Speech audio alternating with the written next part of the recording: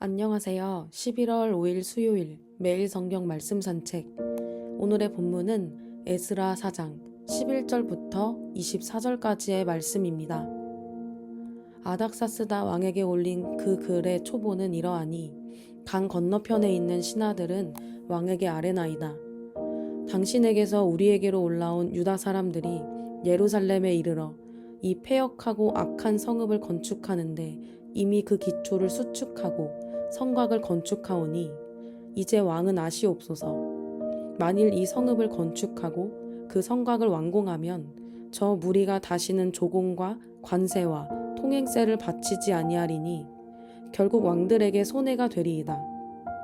우리가 이제 왕궁의 소금을 먹음으로 왕이 수치당함을 참아보지 못하여 사람을 보내어 왕에게 아뢰오니 왕은 조상들의 사기를 살펴보시면 그 사기에서 이 성읍은 패역한 성읍이라. 예로부터 그 중에서 항상 반역하는 일을 행하여 왕들과 각 도에 손해가 된 것을 보시고 아실지라. 이 성읍이 무너짐도 이 때문이니이다. 이제 감히 왕에게 아뢰오니 이 성읍이 중건되어 성곽이 준공되면 이로 말미암아 왕의 강 건너편 영지가 없어지리이다 하였더라. 왕이 방백 르훔과 서기관 심세와 사마리아에 거주하는 그들 동관들과 강 건너편 다른 땅 백성에게 조서를 내리니 일러스되 너희는 평안할지어다. 너희가 올린 글을 내 앞에서 낭독시키고 명령하여 살펴보니 과연 이 성읍이 예로부터 왕들을 거역하며 그 중에서 항상 패역하고 반역하는 일을 행하였으며 옛적에는 예루살렘을 다스리는 큰 군왕들이 있어서 강 건너편 모든 땅이 그들에게 조공과 관세와 통행세를 다 바쳤도다. 이제 너희는 명령을 전하여 그 사람들에게 공사를 그치게 하여 그 성을 건축하지 못하게 하고 내가 다시 조서 내리기를 기다리라. 너희는 삼가서 이 일에 게으르지 말라. 어찌하여 화를 더하여 왕들에게 손해가 되게 하랴 하였더라. 아닥사스다 왕의 조서 초본이 르훔과 서기관 심세와 그의 동료 앞에서 낭독되매 그들이 예루살렘으로 급히 가서 유다 사람들을 보고 권력으로 억제하여 그 공사를 그치게 하니 이에 예루살렘에서 하나님의 성전 공사가 바사왕 다리오 제2년까지 중단되니라. 아멘. 성곽 재건을 방해하는 자들이 이스라엘의 과거 역사를 왜곡하는 상소문을 아닥사스다 왕에게 보내어 귀한 공동체의 성곽 재건 사업을 중단시킵니다. 다음은 이들이 보낸 상소문의 내용이다. 유프라데스강 서쪽에 있는 신하들이 아닥사스다 임금님께 아뢰입니다. 임금님께서 다스리시는 여러 지방에 흩어져서 살던 유다 사람들이 우리가 사는 예루살렘으로 와서 자리를 잡고 범죄와 반역을 일삼던 악한 성읍 예루살렘을 지금 다시 세우고 있습니다. 기초를 다시 다지고 성벽을 쌓아 올리고 있습니다. 이 일을 임금님께 아뢰입니다. 성벽 쌓는 일이 끝나고 그 성읍이 재건되면 그들은 세금과 조공과 관세를 바치지 아니할 것이며 틀림없이 국고에 손해를 끼칠 것입니다. 나라에서 녹을 타먹는 우리로서 임금님께 불명예스러운 일이 미칠 일을 그냥 보고만 있을 수 없어서 이렇게 상소문을 올리어서 임금님께 아뢰입니다. 조상이 남기신 기록들을 살펴보시면 임금님께서도 바로 이 성읍이 반역을 일삼던 곳이었음을 아시게 될 것입니다. 예로부터 이곳에서는 반란이 자주 일어나서 임금님들을 괴롭히고 다른 여러 지방에까지 피해를 입혔습니다. 이 성읍을 없애버린 것은 바로 그러한 반역 때문입니다. 이 성읍이 재건되고 성벽 쌓는 일이 끝나면 임금님께서는 유프라데스강 서쪽 지역을 잃게 되신다는 것을 아뢰는 바입니다.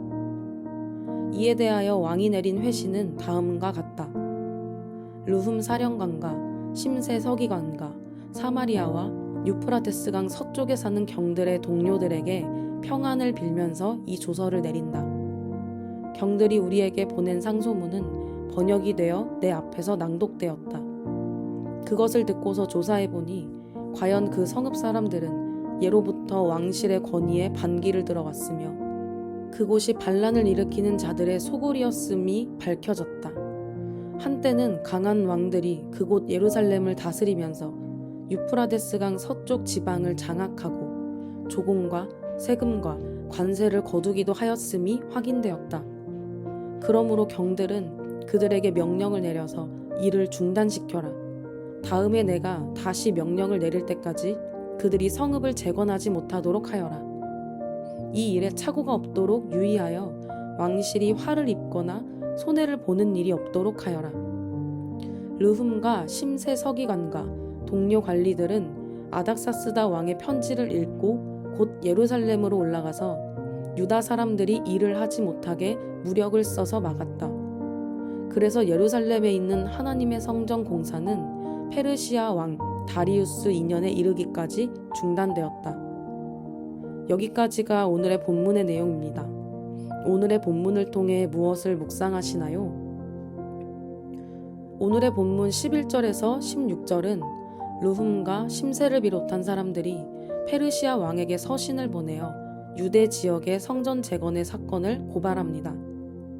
이 시대는 애굽이 봉기를 일으킨 직후로 서신 발신자들은 예루살렘을 애굽과 같이 페르시아에 배반하는 자들로 묘사합니다.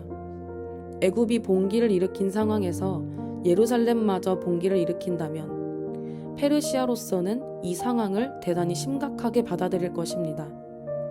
그런 점에서 그들의 서신은 설득력 있었을 것입니다. 이어 성곽 건축에 대해 언급합니다. 성곽은 군사 행위를 포함하는 것으로 배반을 입증하는 용어입니다. 성읍과 성곽이 완성되면 유대 지방은 그동안 바쳤던 세금들을 내지 않을 것입니다.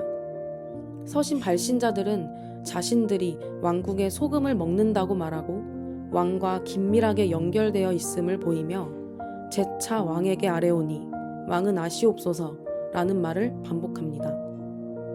17절에서 22절은 고발 서신에 대한 아닥사스다의 답신입니다. 아닥사스다는 역사 기록을 살핀 후 그에 대한 조치를 명령합니다. 예루살렘이 폐역과 반역을 일삼았다는 것을 확인하며 가장 먼저 내가 다시 조서를 내릴 때까지 공사를 중단할 것을 명령합니다.